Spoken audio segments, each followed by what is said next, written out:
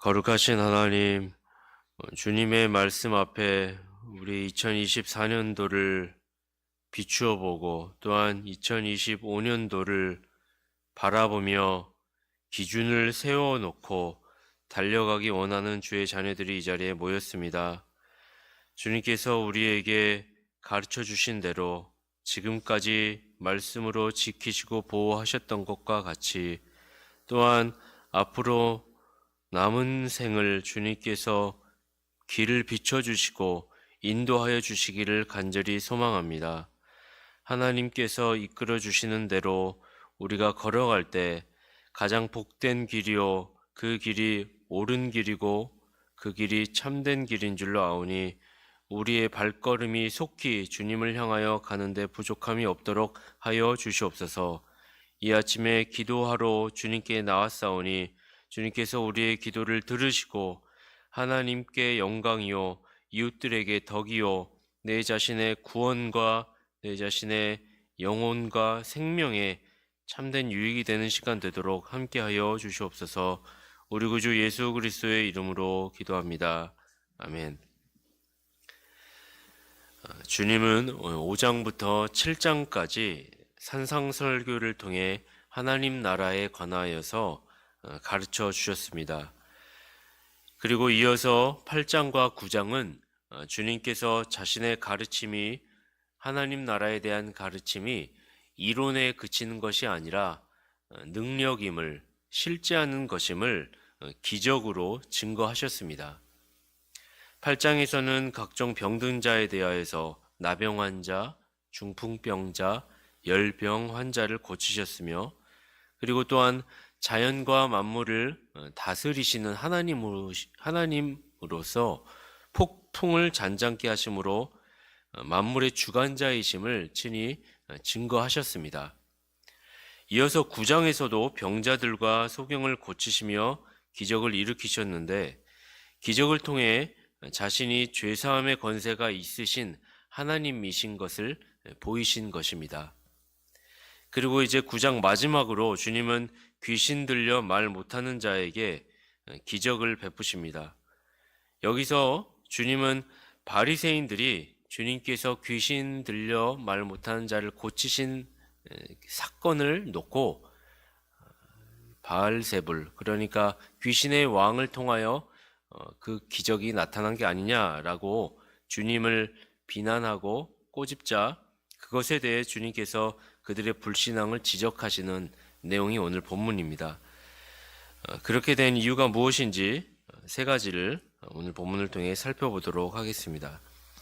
첫째로 우리는 영적인 세계는 존재하며 실제로 귀신 들린 자가 있음을 알게 됩니다. 32절에 저희가 나갈 때에 귀신 들려 벙어리 된 자를 예수께 데려오니, 성경은 이 사람이 귀신의 능력에 사로잡혀서 말을 하지 못하는 상태에 있는 자라고 말하고 있습니다. 이 사람의 말 못하는 상태는 귀신 들린 결과라고 하는 것이죠. 그런데 고대로부터 육체적 질병을 악한 영, 귀신의 영의 탓으로 돌렸던 것만은 아닙니다. 오늘 성경 여러 곳곳에서도 갖가지 증거들, 다양한 모습들이 나옵니다. 마태복음 4장 24절에서도 귀신 들린 자와 간질병에 걸린 자를 구별해서 얘기해주고 있고요.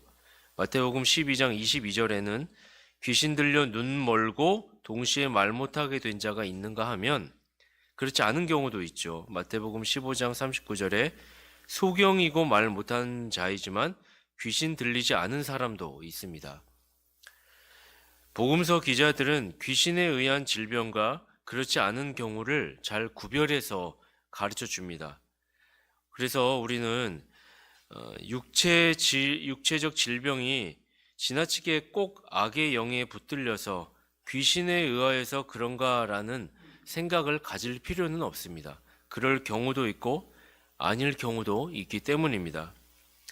오히려 병에 걸렸을 때 그 병은 인간의 타락으로 인한 자연스러운 결과로 이해를 하는 것이 맞을 것입니다.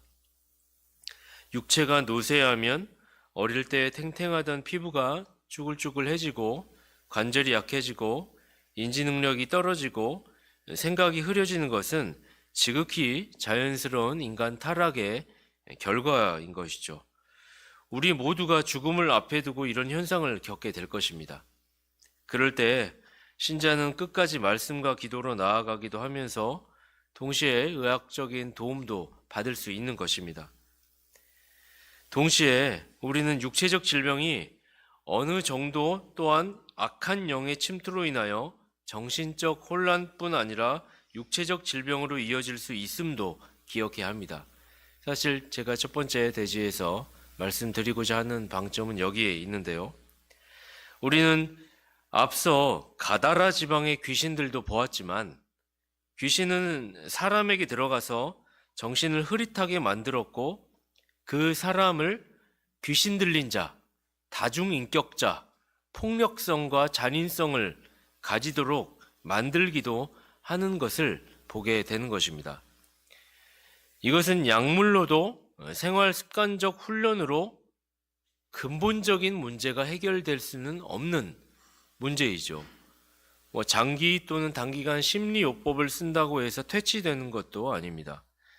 귀신 들렸다는 말은 분명히 악한 영이 그 사람 자신도 모르는 사이에 그를 사로잡아 조종하며 악한 영이 그의 인격으로 변모하게 되는 상태를 말하는 것이죠. 이 악한 인격의 귀신은 사람의 입을 통해 말도 하고 대답도 합니다. 무엇보다 귀신은 사탄의 하수인이기 때문이죠. 그래서 우리는 이것을 봤을 때 그럼 어떻게 해결해야 되는가? 약으로도 안 되고 정신병원에 가서 무슨 교훈 치료법을 훈련을 받는다고 해서 되는 것도 아니고 근본적인 것을 그렇다면 어떻게 해결해야 되는 것입니까? 사탄, 악의 영을 이길 수 있는 권세가 있어야 하는 것이죠. 그렇기 때문에 이 세상 방법으로는 없는 것입니다. 오직 그것은 사탄의 권세를 멸하시기 위해 오신 우리 주 예수 그리스도를 의지하는 것, 이것이 최고의 해결책임을 우리는 알아야 합니다. 왜냐하면 이것은 죄의 문제이기 때문입니다.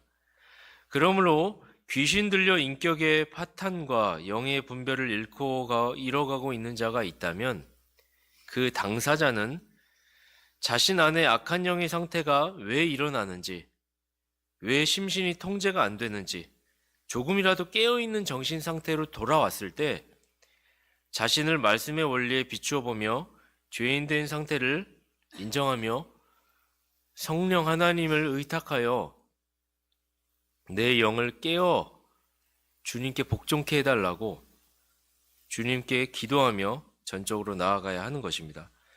그렇지 않으면 결코 성령님의 도움을 얻지 않으면 죄에서 자유를 누릴 수 없는 것처럼 그 내면 안에 있는 악한 영의 귀신이 떠나가지 않는 것이죠. 주님이 오셔서 그 마음의 주인이 되어 주셔야 귀신의 영이 두려워서 떠나가는 것이기 때문입니다. 둘째로 그들은 주님의 기적을 보면서 주님이 귀신의 왕을 빙자하여 능력을 행한다고 말하고 있습니다. 다시 본문 32절에서 34절 읽어보면 저희가 나갈 때에 귀신 들려 벙어리 된 자를 예수께 데려오니 귀신이 쫓겨나고 벙어리가 말하거늘 무리가 기이 여겨 가로되 이스라엘 가운데서 이런 일을 본 때가 없다 하되 바리새인들은 가로되 저가 귀신의 왕을 빙자하여 귀신을 쫓아낸다 하더라. 사람들이 이 불쌍한 사람, 귀신 들려 말 못하는 자를 주님께 데려왔습니다. 주님은 이 사람에게 능력을 행하셨죠. 그러자 갑자기 이 사람에게 있었던 귀신이 쫓겨나고 말 못하던 자가 말하기 시작합니다. 그런데 주위에 이러한 기적을 목격한 바리새인들의 반응은 참으로 놀랍고 굉장히 간사하죠. 기적 자체, 귀신이 쫓김 당한 것은 인정합니다. 그런데 그러한 능력을 일으키신 주님의 능력을 주님의 손을 보지 아니하고 그 능력이 되려 귀신의 왕으로부터 비롯되어 시작되었다고 하고 있는 것입니다. 그들은 이런 말장난으로 주님의 기적, 주님의 능력에 의문을 제기함으로써 사람들로 하여금 주님을 믿지 못하도록 선동하는 것입니다. 그들의 적의는 앞서 9장 3절에서도 나왔고 11절에서도 계속 나왔었습니다. 그리고 이제는 그들의 적의가 최악에 달하여서 예수님의 능력 자체도 거짓 것으로 꾸미고 있는 것입니다. 하나님 말씀은 진리이시고 그리고 능력이십니다. 이것은 복음은 죽은 자를 살리죠. 이것 자체를 우리는 부인해서는 안 되는 것입니다.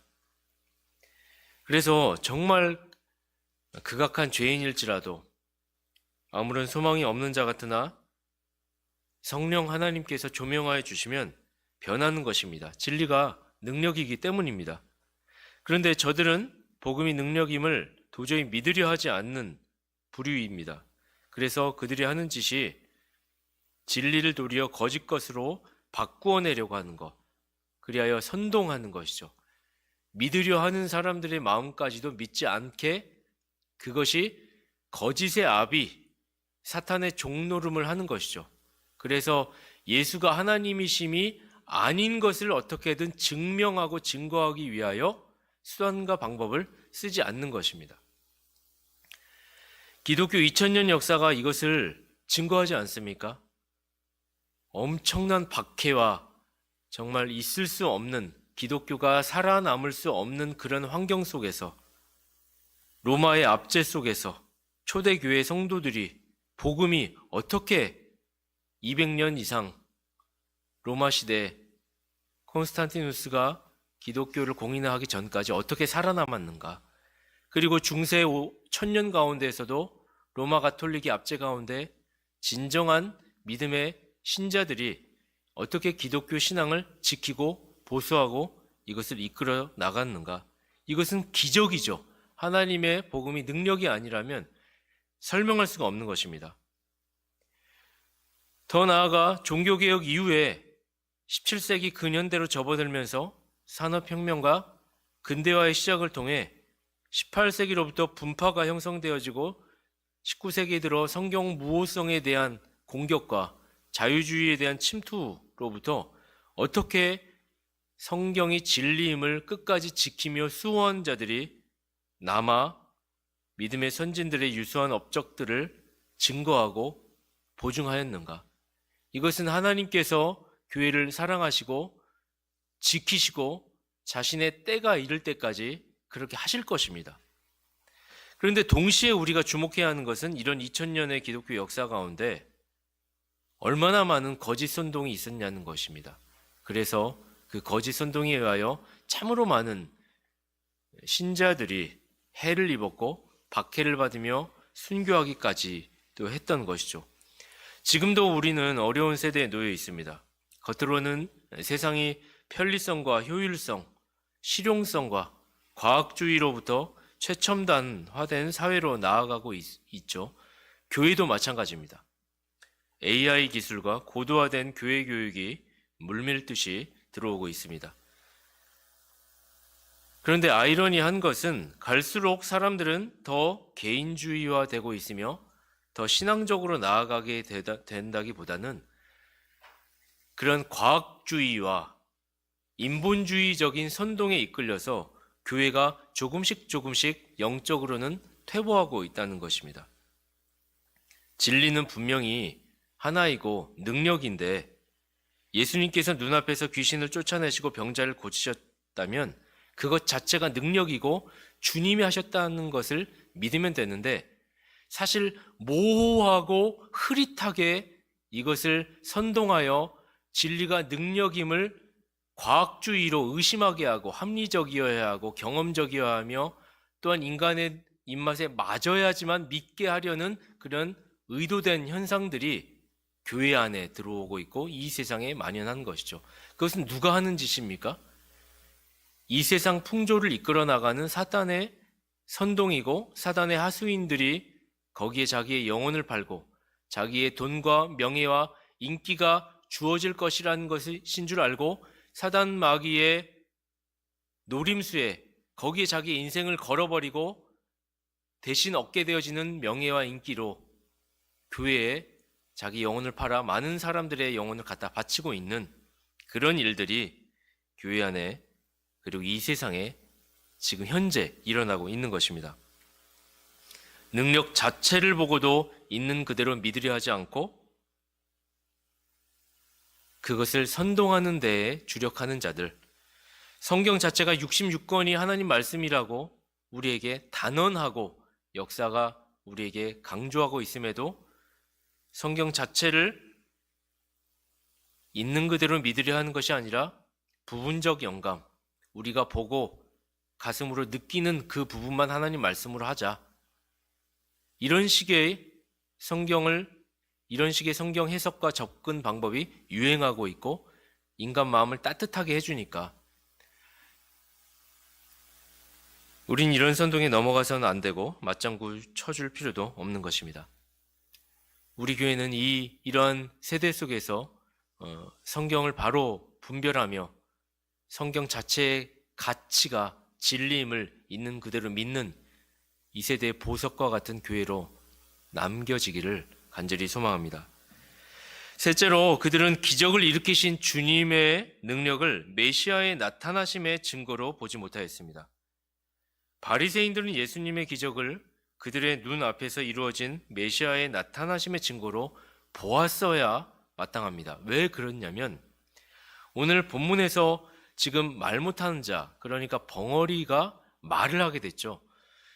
근데 이런 기적은 아무나 하는 것이 아닙니다. 그런데 바리새인들은 율법에 대해 능통한 자들이죠.